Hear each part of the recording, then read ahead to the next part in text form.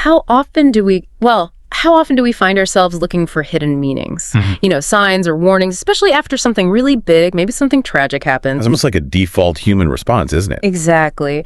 And today we're diving deep into one of those theories that just, it won't go away online. This idea that the Simpsons, America's favorite yellow family, did they actually predict the terrible events of September 11th, 2001? It's a huge claim. It is. So we've got a bunch of sources here looking into this, and we're going to break down the so-called evidence, but also, maybe more interestingly, the psychology behind why we're so drawn to these ideas. Yeah, the why is fascinating. Right. So our mission really is to pull out the key bits of info, help you understand if this was, a genuine prediction or maybe just a really powerful, unsettling coincidence. Makes sense. Okay, let's unpack this then. Could Homer and the family have actually somehow seen the future?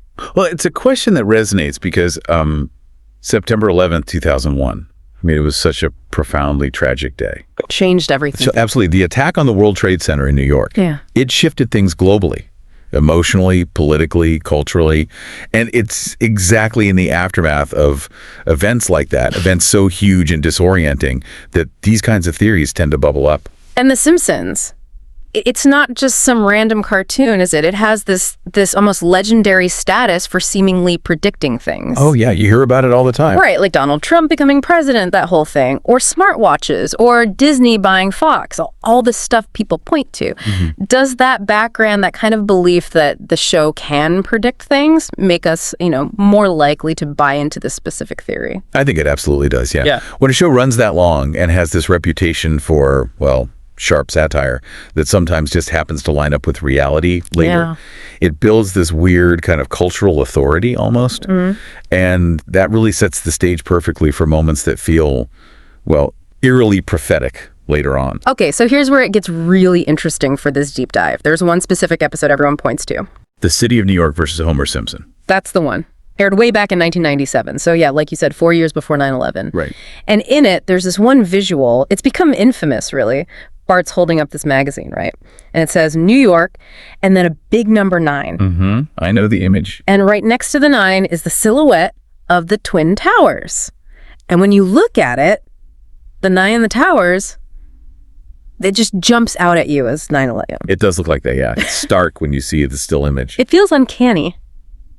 So from your perspective, analyzing these things, what's the immediate sort of, interpretive flag that goes up when you see that image framed as a prediction? Well, what's really fascinating is how our brains work, right? We're pattern-seeking machines, especially when something huge and emotional happens. Right. But if we actually, deconstruct that specific image, the magazine cover Bart's holding, the original point of it was pretty straightforward, mundane even. Right, not some secret message. Exactly. It was just an ad for $9 bus fares to New York. And the Twin Towers, back then, they were the New York skyline. That was the default visual shorthand. So just an icon? Just an icon. The writers, the animators, they almost certainly had zero idea how that completely innocent graphic would be reinterpreted years later through the lens of tragedy. Yeah, I can see that. Like watching it live in 97, you probably wouldn't blink. It just flows past. Exactly. But the power of this whole prediction thing really kicks in when someone freezes that specific frame. That's the key, the freeze frame. Because when you pause it, that 9/11 shape, it becomes so clear, it looks almost, intentional, even if it probably wasn't. Right. So is the real force here the original image itself, or is it more about how our minds, like you said, kind of remap the meaning onto it after the event? That's a really crucial distinction, and it leads us straight into this idea of retroactive connection. Retroactive connection, okay. Yeah, it's this tendency we have to connect dots that weren't actually connected before something big happens. We look back, searching for signs, for warnings. Things we missed. Things we think we missed, yeah. And we impose this new meaning onto old, unrelated information. It's not that the prediction was sitting there hidden all along. It's more like our minds create that link after the fact, driven by the need to make sense of the event. And understanding this idea of retroactive connection, it's not just about cartoons. It's a really powerful tool for looking at any claim about seeing the future, whether it's, market predictions or political forecasts. Right. It forces you to ask that critical question. Am I actually seeing a real pattern here? Or am I kind of projecting one because I really want there to be one? That makes a lot of sense. That psychological drive, that need for answers. And this would be huge after something like 9/11. Because after something so traumatic, so world-altering, you grasp for meaning, don't you? You look for explanations, for signs, maybe warnings that were overlooked, anything to make it feel less random and chaotic. Absolutely. It's a coping mechanism in a way. Yeah. Trying to find order in the face of profound disorder. And The Simpsons being this cultural behemoth. I mean, the show makes fun of everything, right? Politics, disasters, tech, celebrities. Pretty much the entire modern world gets satirized at some point. So given that massive scope, how much of this predictive power is just, well, odds, like a numbers game? If you make thousands of jokes over hundreds of episodes... Doesn't something have to accidentally hit the mark eventually? Yeah, is that basically it? If they kept going another 50 years, would they accidentally predict, I don't know, my next haircut? Well, maybe not your haircut specifically, but yeah.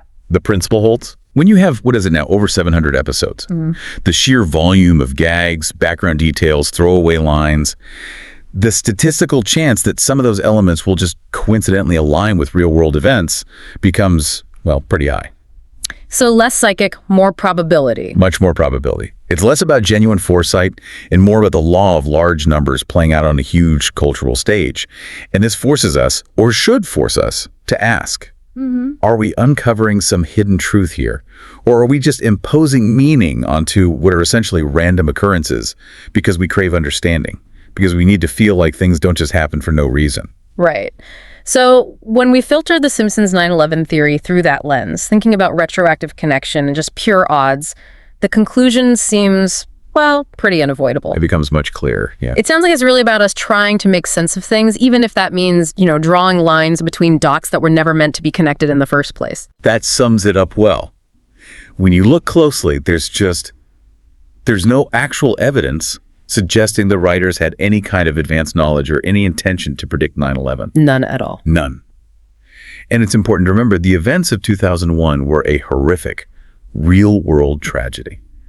Attributing it to a cartoon's accidental visual, however eerie that visual might seem now, it kind of detracts from the reality and the gravity of what actually happened. That's a really important point. So ultimately, that magazine image, it's best seen as just a strange, maybe unsettling coincidence? Exactly. A coincidence. One of those moments where fiction just bumps up against reality purely by accident, and yeah, it creates this chilling effect when you look back. It does. It's one of those weird moments, isn't it? Something that still gives you a little bit of a shiver, even when your logical brain understands exactly what's going on. It absolutely is. It speaks to the power of symbols and how we interpret them after the fact. And maybe that leads us to a final thought for you, the listener, to kind of mull over.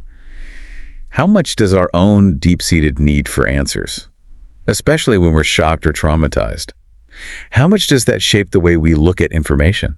How does it drive our search for patterns in everything around us? And maybe also, how does media, even something fictional and funny like The Simpsons, become this kind of canvas, a place where we project all these interpretations and searches for meaning? That's a great question to end on. Think about that maybe in your own experiences when you come across information or those odd predictions online or wherever. What really stands out to you? What makes you pause?